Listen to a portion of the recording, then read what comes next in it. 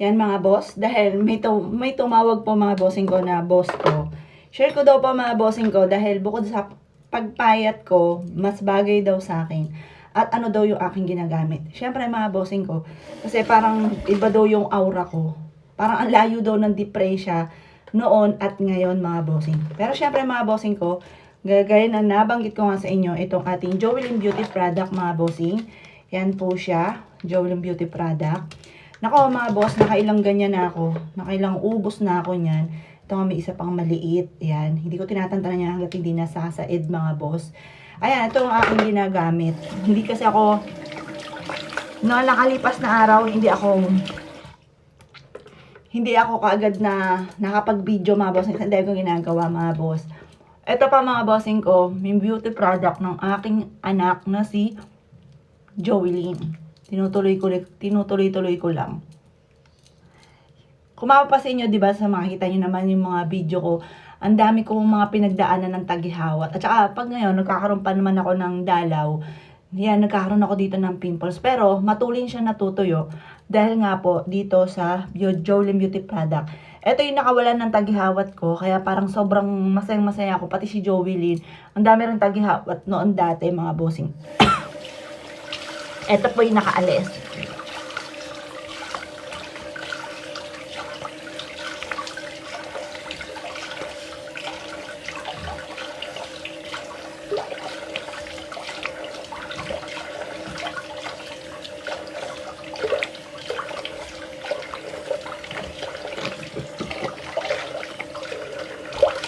Yan po yung nakatanggal. Pero kita naman, halata naman yan, yung mga pinagdaan ng tagihawat. Yan yung nakatanggal. Tapos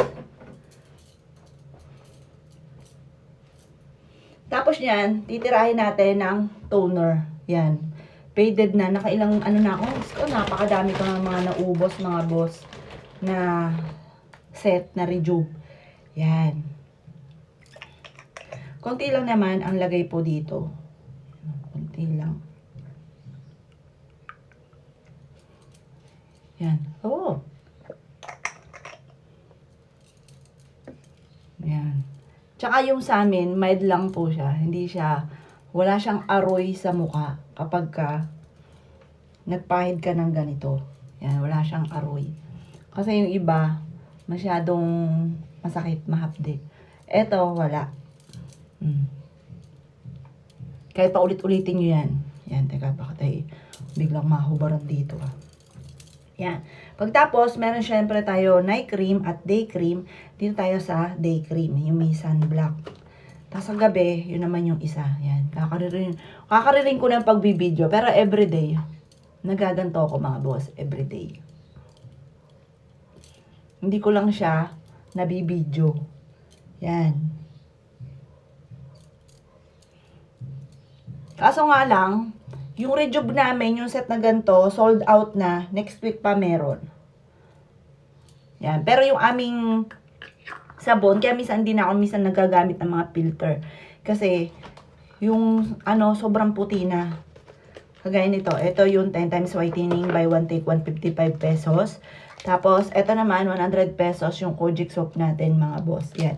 Yan yung aking Tingnan nyo po dati, sunog na sunog po yan. Ang layo na ng diferensya. Yan. Tapos, magbabody scrub po tayo. Tapos, yung gato natin, 80 pesos na lamang po siya. Tapos, natatanggap ako ng mga reseller. Mas bababa pa. Basta 15 pieces pataas. Tapos, ito, 200 pesos. Basta, mag-message lang po kayo sa akin. Tapos, ito, mga bestseller din po natin. Yan, sunscreen protection. Para safe tayo, hindi tayo magkaroon ng pekas. Tapos, ito, yung ating retinol para sa mga wrinkles, para pag ngiti natin lalo at nagkakaedad na tayo. Tapos, ito naman yung pantanggal ng mga peklat-peklat. Yan, sa binti. Sobrang naglight na sa akin kasi parang uling na, putik na yung kulay niya. Sobrang itim. Dahil nga po, nagkaroon nga ako ng mga boss ng, di ba may diabetes. Ngayon, so sobrang taas ng sugar ko. Ayun siya. Nagkaroon siya ng sugat. Tapos, hindi ako nagpapa-check up. Almost, parang 3 months or 4 months. Tiniis ko siya, parang abot ng hanggang buto. yung ano nga po, yung sugat po niya. Talagang sobra talaga. Di ako papacheck up na tinitis ko lang, iniisip ko baka yung mamaso o yung tinatawag. Ayun, kaya hindi ako papacheck up. Tapos nung may nakapagsabi baka mataas yung sugar mo, yun lang. Isang beses lang mga boss, yung may pinaid lang ako ng cream at saka antibiotic para matuyo, yun lang. Isang ganun lang, tapos. Pero mataas pala yung sugar ko na hindi ko nalalaman.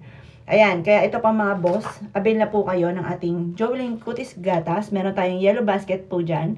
Add to cart na po kayo dahil super sale po tayo. Marami po tayo mga pa-previous din. Salamat po.